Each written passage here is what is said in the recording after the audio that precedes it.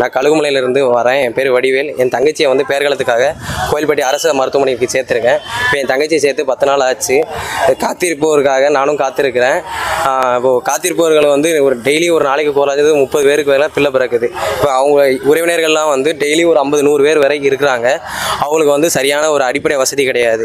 ஒரு பாத்ரூமாக இருக்கட்டும், ஒரு குடிநீர் வசதி எதுவுமே வந்து இந்த அரசு மருத்துவமனையில் இல்லை. இதை வந்து நாங்கள் பாத்ரூம் போனாலும் இங்கேருந்து பஸ் ஸ்டாண்டு, கோயில்பட்டி பஸ் ஸ்டாண்டுக்கு போய் தான் இது நகராட்சி பாத்ரூமை தான் நம்ம யூஸ் பண்ணுற மாதிரி இருக்குது. ஆஸ்பத்திரிலேயே வந்து ஏதாவது அடிப்படை வசதி ஏற்படுத்தி தருமாறு கேட்டுக்கிறேன். குடிதண்ணிக்கும் ஆமாம், குடிதண்ணி வச்சுருக்காங்க. அதுவும் சரிவரையாக இது இல்லை, எல்லாமே பழுதடைஞ்சிருக்கு. அதையும் வந்து சீர்படுத்தி தருமாறு கேட்டுக்கிறேன்.